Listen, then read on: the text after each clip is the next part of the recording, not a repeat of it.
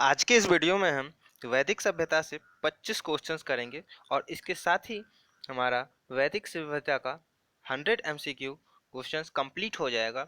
इससे पहले हमने 3 पार्ट में 25-25 क्वेश्चंस करके कवर किए हैं और यह हमारा वैदिक सभ्यता का यह लास्ट पार्ट है। जैसा कि आप सभी को पता है कि हमारा एंशियंट हिस्ट्री ऑब्जेक्टिव क्वेश्चंस का सीरीज चलता आ रहा है, जिसमें से मैंने पहले लेसन में हड़प्पा सभ्यता को कवर किया था और यह हमारा दूसरा लेसन था वैदिक सभ्यता, जिसका कि यह आज लास्ट पार्ट है और इसके साथ ही दूसरा लेसन वैदिक सभ्यता भी समाप्त हो जाएगा इस पार्ट 4 के साथ। इसके बाद हमारा नया टॉपिक आएगा, वो है महाजनपद काल लेसन 3। तो उसकी क्वेश्चंस हम अगले वीडियो में करेंगे। तो आज हम स्टार्ट करते हैं वैदिक सिविलाइजेशन पार्ट 4, लास्ट पार्ट वैदिक सिविलाइजेशन का। इससे पहले हमने 75 क्वेश्चंस किए थे और उसके बाद यह हमारा आगे का क्वेश्चंस है कुछ इस तरह। इससे पहले मैं आपको बता दूं कि आज के वीडियो से पहले हम सिर्फ सारे क्वेश्चंस हिंदी में ही करते थे और आज से हमारा यह वीडियो हिंदी और इंग्लिश दोनों में होगा। स्टार्ट करते हैं। हमारा 75th क्वेश्चन है, आदि काव्य की संज्ञा किसे दी जाती है? आदि काव्य यानी कि जो हमारा महाकाव्य था रामायण और महाभारत, उससे रिलेटेड क्वेश्चंस है कि आदि which is given the name of आदि पोइट्री, यानी आदि काव्य की संज्ञा किसे दी जाती है? आप सभी को पता है कि हमारे भारतवर्ष में दो सबसे प्राचीन महाकाव्य थे, वो थे रामायण और महाभारत। तो उसी में से जो आदि काव्य की संज्ञा दी जाती है वो है हमारा रामायण। रामायण को आदि काव्य कहा जाता है। तो इसका करेक्ट आंसर है ऑप्शन नंबर ए, रामायण। इसका एक्सप्लेनेशन देख लेते हैं।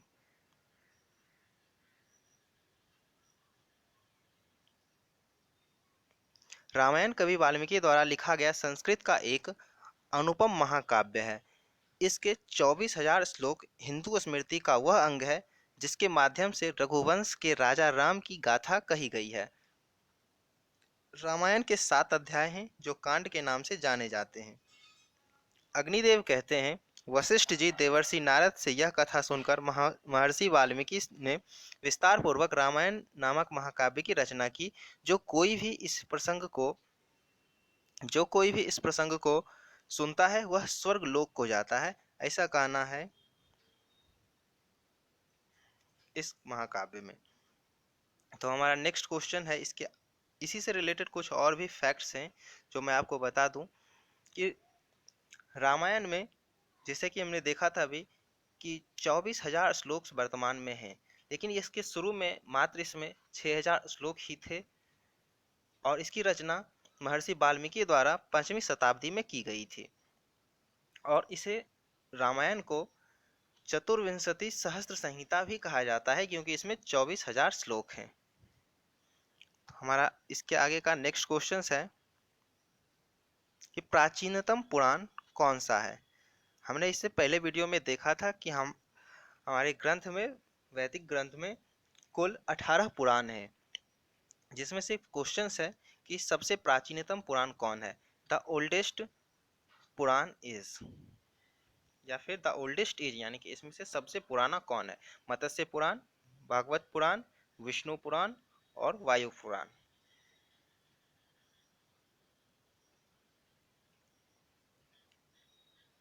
तो इसका करेक्ट आंसर है ऑप्शन नंबर ए, मत्स्य पुराण। मत्स्य पुराण हमारा सबसे प्राचीनतम पुराण है। 18 पुराण में से सबसे पुराना पुराण है मत्स्य पुराण। एक्सप्लेनेशन,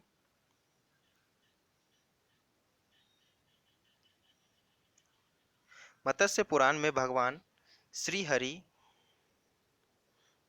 के मत्स्य अवतार की मुख्य कथा के साथ उनके तीर्थ, व्रत, यज्ञ, दान आदि का विस्तार वर्णन किया गया है, जिसमें जल प्रलय, मत्स्य व वनु के संवाद, राजधर्म, तीर्थ यात्रा, दान महात्म, प्रयाग महात्म, काशी महात्म, नर्मदा महात्म, मूर्ति निर्माण महात्म एवं त्रिदेवों की महिमा आदि पर विशेष विशेष प्रकाश डाला गया है।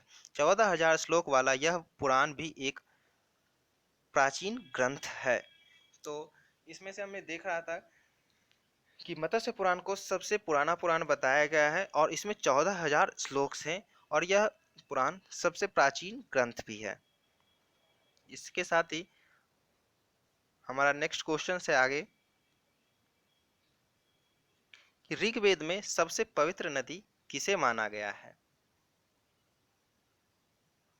ऋग्वेद में सबसे पवित्र नदी किसे माना गया है।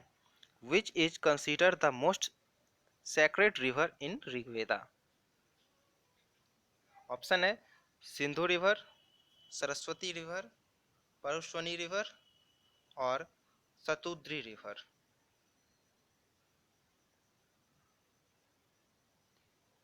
तो इसका करेक्ट आंसर है सरस्वती रिवर। तो सरस्वती नदी ऋग्वेद में सबसे पवित्र नदी मानी गई है। Option number B is correct answer.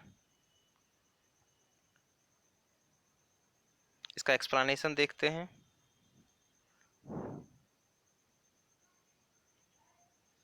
कई भूविज्ञानी मानते हैं और ऋग्वेद में भी कहा गया है कि हजारों साल पहले सतलज जो सिंधु नदी की सहायक नदी है और यमुना जो गंगा की सहायक नदी है उसके बीच एक विशाल नदी बहती थी जो हिमालय से लेकर अरब सागर तक जाती थी। आज ये भूभागीय बदलाव के कारण सूख गई है। ऋग्वेद में इस नदी सरस्वती को नदीतमा की उपाधि दी गई है। उस सभ्यता में सरस्वती ही सबसे बड़ी और मुख्य नदी थी, गंगा नहीं। वर्तमान में जैसा कि इस एक्सप्लेनेशन में बताया गया है और आप देख भी रहे होंगे कि वर्तमान में सरस्वती नदी अभी सूख चुकी है और यह पहले गंगा और यमुना के बीच बहा करती थी और हिमालय से लेकर अरब सागर तक बहती थी। जो वर्तमान में यह नदी सूख चुकी है। उस टाइम गंगा का कोई अस्तित्व नहीं था और सबसे पवित्र नदी मानी जाती थी वह थी सरस्वती नदी। हमारा नेक्स्ट क्वेश्चन है कि वैदिक समाज की आधारभूत इकाई थी। द बेसिक यूनिट ऑफ वैदिक सोसाइटी वॉज। तो वैदिक सोसाइटी की सबसे आधारभूत इकाई क्या थी।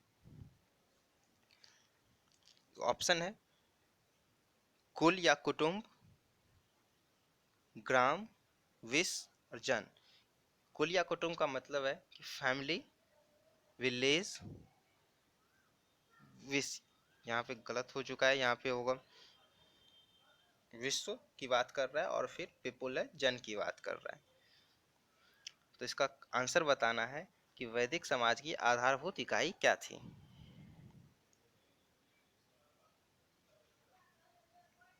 तो इसका करेक्ट आंसर है ऑप्शन नंबर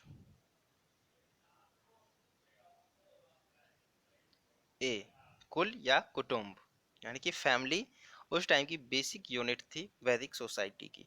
इसका एक्सप्लेनेशन देखते हैं।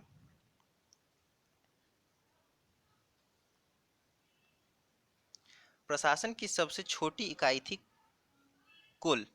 एक कुल में एक घर में एक छत के नीचे रहने वाले लोग शामिल थे, जिसे समझ सकते हैं कि परिवार कहा जाता था, जो अभी भी चला आ रहा है। परिवार के मुखिया को कुलुप कहा जाता था। एक ग्राम कई कुलों से मिलकर बना होता था।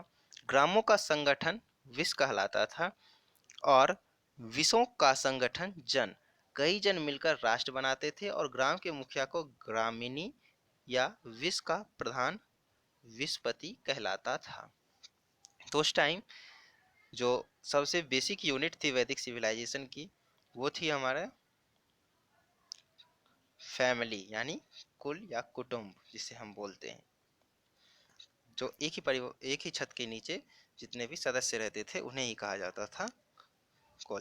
तो इसका करेक्ट आंसर हो गया ऑप्शन नंबर ए, फैमिली स्ट्रक्चर जो था वह हमारा वैदिक सोसाइटी का सबसे बेसिक यूनिट था।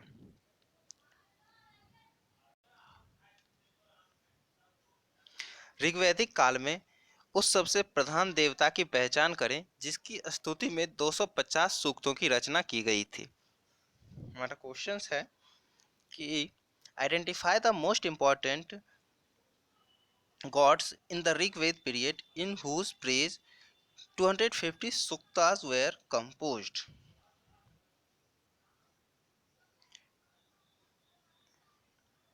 तो सबसे प्रधान देवता के बारे में बताना है जिनकी स्तुति में 250 सूक्तों की रचना की गई थी।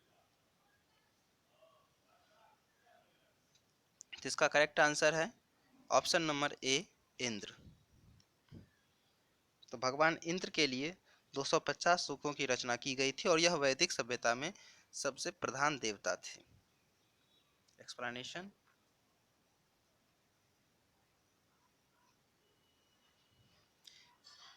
ऋग्वेद में लगभग 250 सूक्तों में इंद्र की स्तुति की गई है, अतः ऋग्वेद में सर्वाधिक सूक्त इंद्र के लिए ही प्रयुक्त किए गए हैं।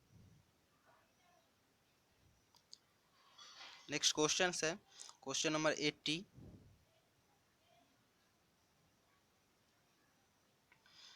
किस वेद में सभा को सामूहिक वाद विवाद या अनुल्लंघन कहा गया है?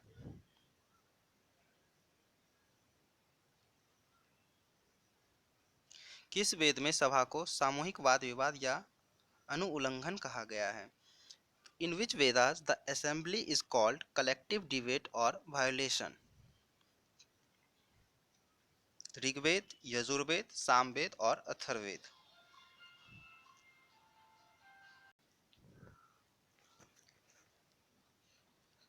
क्वेश्चन नंबर 80, इसका करेक्ट आंसर है ऑप्शन नंबर डी, अथर्ववेद। अथर्ववेद is called as collective debate और वायोलेशन।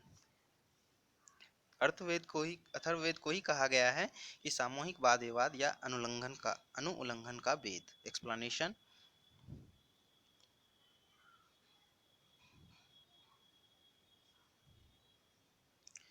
अथर्ववेद में सभा को नरिष्ठ अर्थात सामूहिक वाद विवाद या अनुउल्लंघनीय कहा गया है।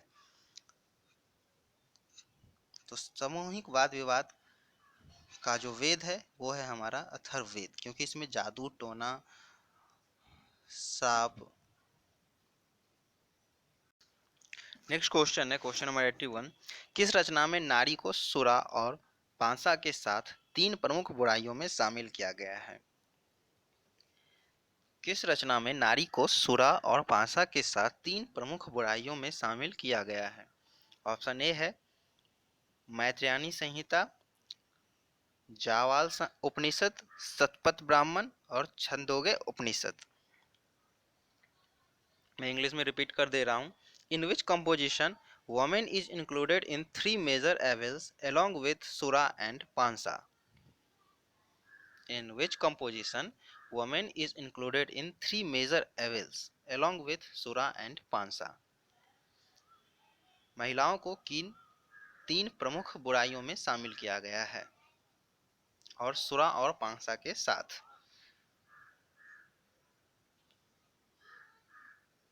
इसका करेक्ट आंसर है option number A, Maitrayani Samhita. Explanation.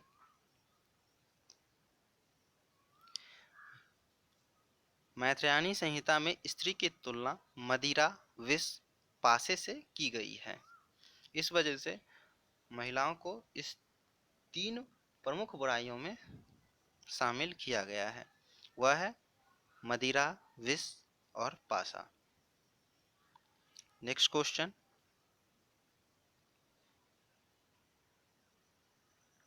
Question number 82। उत्तर वैदिक काल में किस देवता को सर्वोच्च स्थान प्राप्त था? उत्तर वैदिक काल में किस देवता को सर्वोच्च स्थान प्राप्त था? Which deity holds the highest position in later Vedic period? इसका करेक्ट आंसर है option number A, Prajapati. Prajapati held the highest position in later Vedic periods. Explanation. Prajapati को सर्वोच्च देवता कहा गया, जबकि परीक्षित को मृत्युलोक का देवता कहा गया है। उत्तर वैदिक काल में ही वासुदेव संप्रदाय एवं 6 दर्शन सांख्य, योग, न्याय, वैशेषिक, पूर्व मीमांसा और उत्तर मीमांसा का आविर्भाव हुआ। तो मैंने पहले भी इस 6 दर्शन के बारे में बताया था कि हमारे 6 दर्शन हैं वैदिक साहित्य में वो कुछ इस प्रकार से थे। तो इनका भी समुदाय उत्तर वैदिक काल में हुआ था। और प्रजापति हमारे सर्व वैदिक सभ्यता के सर्वोच्च देवता थे और परीक्षित मृत्यु लोक का देवता था। नेक्स्ट क्वेश्चन है, what is total number of sacraments, यानी संस्कारों की कुल संख्या कितनी है। तो हमारे कुल कितने संस्कार हैं इसके बारे में क्वेश्चन है। तो इसका करेक्ट आंसर है ऑप्शन नंबर सी 16। कुल संस्कारों की संख्या 16 है। एक्सप्लेनेशन, हिंदू धर्म में 16 संस्कारों का उल्लेख किया जाता है जो मानव को उसके गर्भधारण संस्कार से लेकर अंत्येष्टि क्रिया तक किए जाते हैं। इनमें से विवाह, यज्ञोपवीत इत्यादि संस्कार बड़े धूमधाम से मनाए जाते हैं। वर्तमान समय में सनातन धर्म या हिंदू धर्म के अनुयायी में गर्भधान से मृत्यु तक 16 संस्कार होते हैं। Next question, 3 loan do not include dash, 3 ऋण में शामिल नहीं है। क्या नहीं है शामिल 3 ऋण में? देव ऋण, पितृ ऋण, ऋषि ऋण या मातृ ऋण, यानी देव loan, parental loan, sages loan and maternal loan या मैटरनल डेब्ट। ऋण को इंग्लिश में लोन या कर्ज कहा जाता है, तो उस तरह से ट्रांसलेट किया गया है। जिसका करेक्ट आंसर है ऑप्शन नंबर डी, मातृ ऋण यानी मैटरनल डेब्ट। मातृ ऋण को 3 ऋण में शामिल नहीं किया गया है। एक्सप्लेनेशन, देव ऋण, ऋषि ऋण और पितृ ऋण कहीं कहीं पर ब्रह्म के ऋण का उल्लेख भी मिलता है। इस तरह से 4 ऋण हो जाते हैं, लेकिन इसमें से मातृ ऋण की चर्चा कहीं भी नहीं की गई है। नेक्स्ट क्वेश्चन है, the pottery culture related to Rigvedic period is, यानी ऋग्वैदिक काल में से संबंधित मृदभांड संस्कृति है।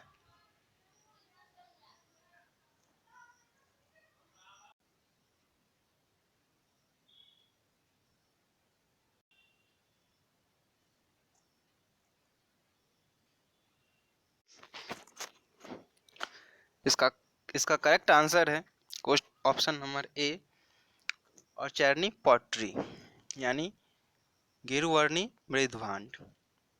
नेक्स्ट क्वेश्चन है question number 87, the pottery culture related to the later Vedic period is, उत्तर वैदिक काल से संबंधित मृदभांड संस्कृति है। पेंटेड ग्रे पॉट और चैरनी pottery, OCP, A and B both and none of these. तो इसका करेक्ट आंसर है option number B, painted grey pot. Explanation, कि चित्रित घूसर मृदभांड पश्चिमी गंगा के मैदान और भारतीय उपमहाद्वीप पर घग्गर घाटी से होकर लौह युग की भारतीय संस्कृति है, जो लगभग 1200 ईसा पूर्व से शुरू होकर 600 ईसा पूर्व तक चली थी। नेक्स्ट क्वेश्चन,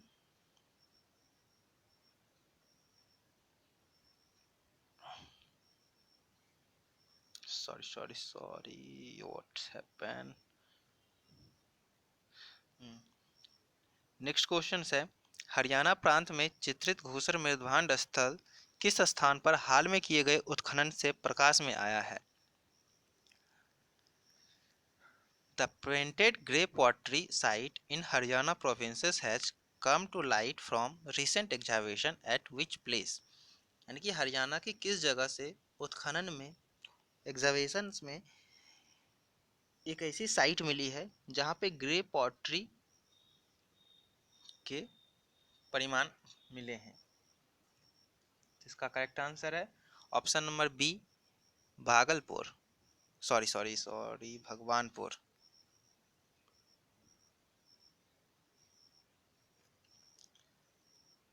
टंग मिस्टेक। देखते एक्सप्लेनेशन,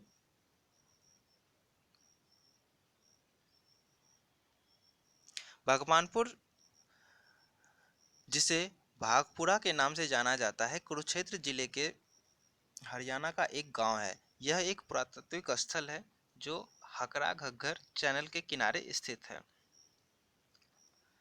जहां पर हड़प्पा साइट और पेंटेड ग्रेवेयर संस्कृति के बीच एक ओवरलैप दिखाने के लिए उल्लेखनीय है। पेंटेड ग्रेवेयर आमतौर पर वैदिक लोगों से जुड़ा हुआ है, इसलिए इस क्षेत्र को भारत की दो महान सभ्यताओं का संगम भी कहा जाता है। नेक्स्ट क्वेश्चन है,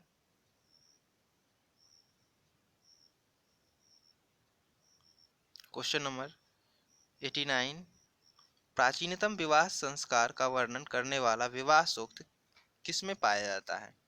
the marriage hymn describing the oldest marriage ceremony is found in.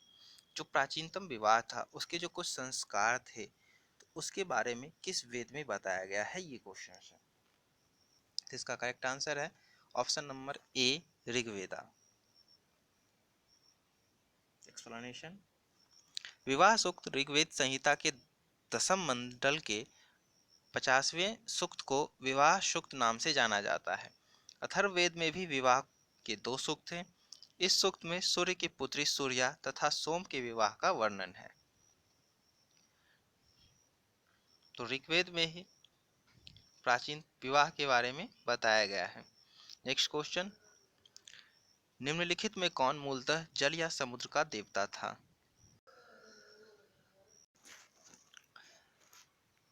Who among the following was the originally the god of water or sea?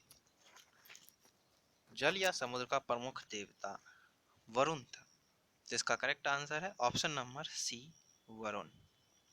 Explanation, Varun देवता को जल या समुद्र का देवता माना जाता है। वरुण देवताओं को देवताओं के देवता माना जाता है। देवताओं के तीन वर्गों पृथ्वी स्थान, वायु स्थान और आकाश स्थान में वरुण का सर्वोच्च स्थान है। वरुण देवता ऋतुओं के संरक्षक थे, इसलिए इन्हें ऋतस्गोप भी कहा जाता है। नेक्स्ट क्वेश्चन 91,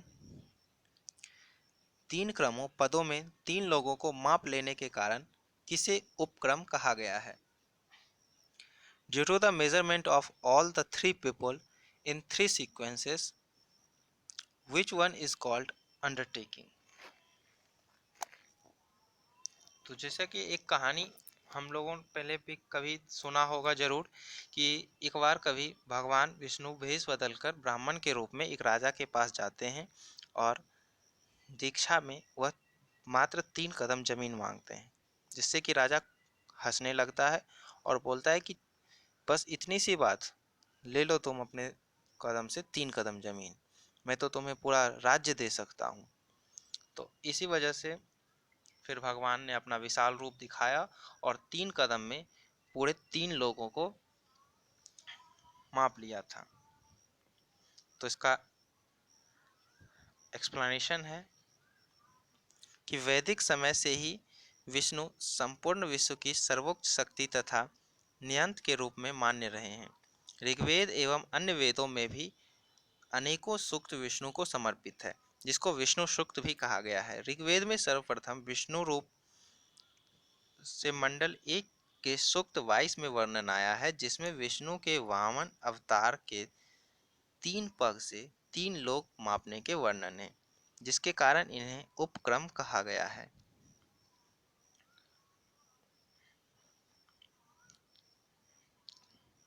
नेक्स्ट क्वेश्चन है, मनुस्मृति मुख्यतः संबंधित है। Manusmriti is mainly related to what?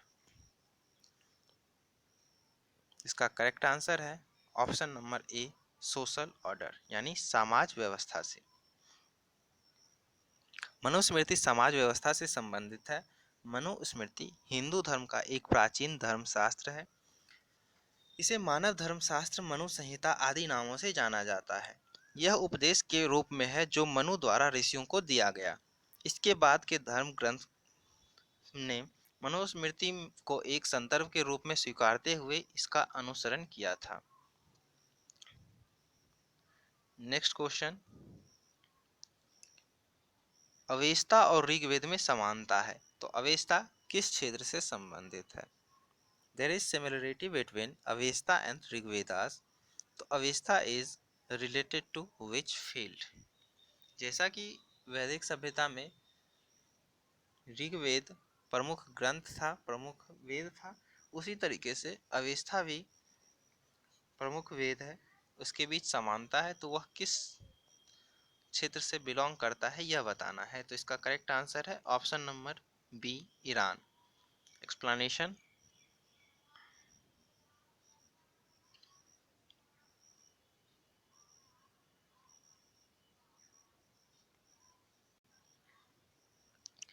Next question है, ऋग्वेद में निम्नलिखित किन नदियों का उल्लेख अफगानिस्तान के साथ आर्यों के संबंध का सूचक है?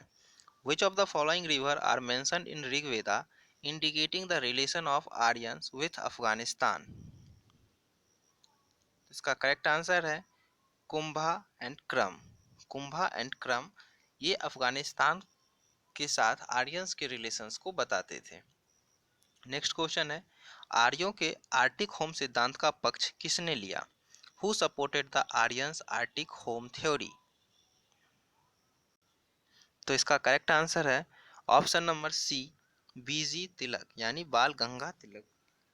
बाल गंगाधर तिलक ने सबसे पहले इस थ्योरी को सपोर्ट किया था कि आर्यंस जो थे वो आर्टिक रीजन से आए थे, उनका घर आर्टिक रीजन था। Explanation.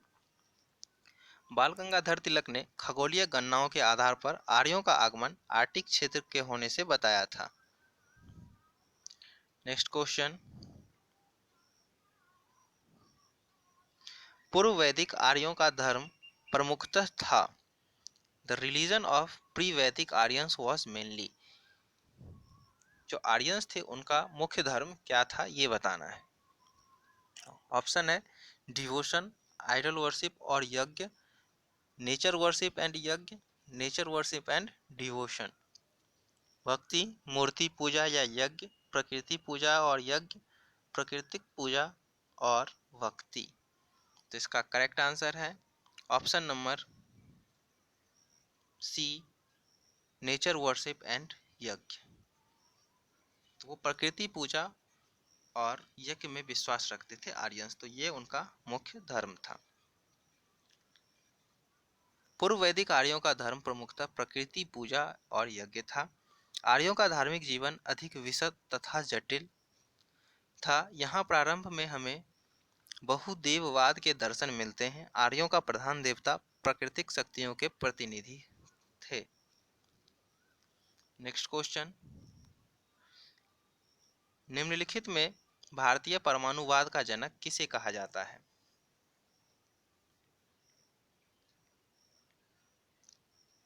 Who among the following is called the father of Indian nuclearism? तो इसका करेक्ट आंसर है ऑप्शन नंबर सी, महर्षि कनाद। एक्सप्लेनेशन।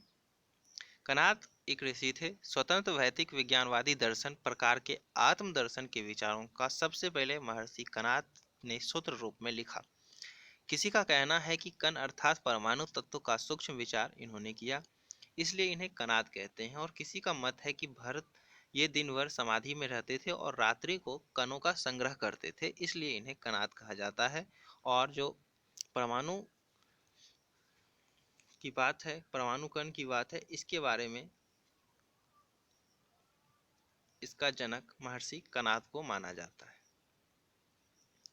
नेक्स्ट क्वेश्चन, निम्नलिखित में से किस ग्रंथ को सतसहस्त्री संहिता के नाम से जाना जाता है?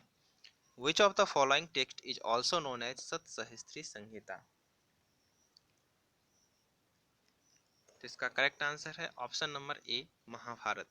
महाभारत को सतसहस्त्री संहिता इसलिए कहा जाता है क्योंकि इसमें 1,00,000 श्लोक हैं। शुरू में इसमें 8,800 श्लोक थे। उस वक्त इसे क्या कहा जाता था देखते हैं एक्सप्लेनेशन में।